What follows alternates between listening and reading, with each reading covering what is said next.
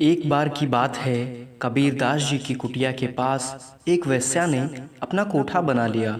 एक ओर तो कबीरदास जी जो दिन भर भगवान का नाम कीर्तन करते हैं, और दूसरी ओर वो वेश्या जिसके घर में नाच गाना होता रहता है।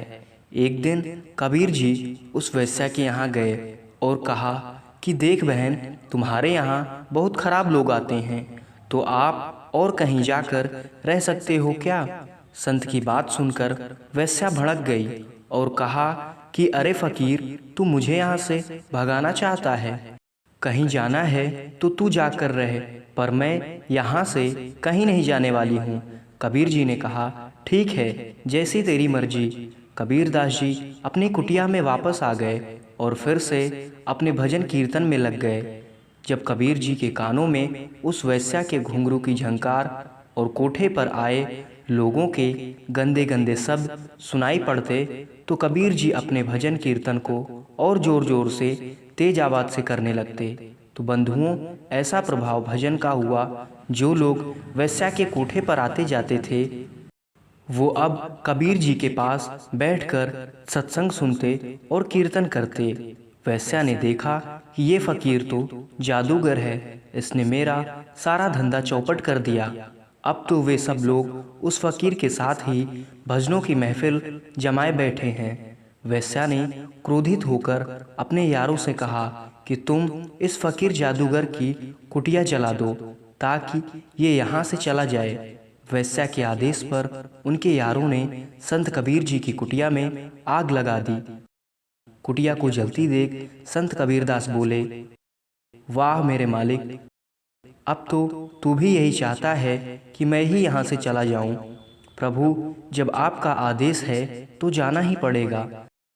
संत कबीर वह जगह छोड़कर जाने ही वाले थे कि भगवान से नहीं देखा गया अपने भक्त का अपमान। उसी समय भगवान ने ऐसी तूफान सी हवा चलाई, उस कबीर जी की कुटिया की आग तो बुझ गई और उस वेश्या के कोठे ने आग पकड़ ली। वेश्या के देखते ही देखते उनका कोठा जलने लगा। वो चीखती चिल्लाती हुए कबीर जी के पास आकर कहने लगी, अरे कबीर जादूगर, देख देख, मेरा सुंदर कोठा जल रहा है, मेरे सुंदर पर्दे जल रहे हैं, वे लहराते हुए झूमर टूट रहे हैं। अरे जादूगर, तू कुछ करता क्यों नहीं।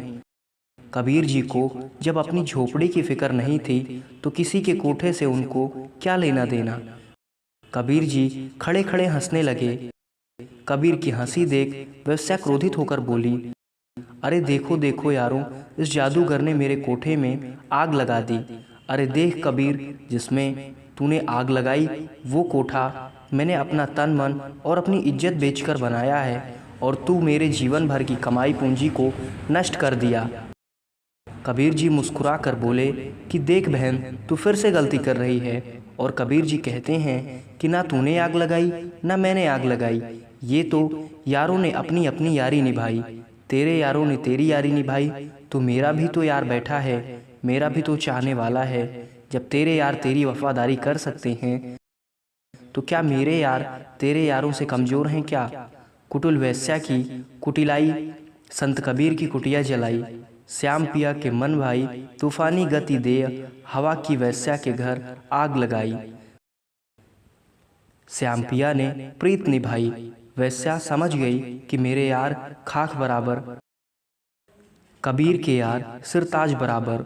उस वेश्या को बड़ी ग्लानि हुई कि मैं मंद बुद्धि एक हरि भक्त का अपमान कर बैठी। भगवान मुझे क्षमा करें। तब से वेश्या ने सब गलत काम छोड़ दिए और भगवान के भजन में लग गई।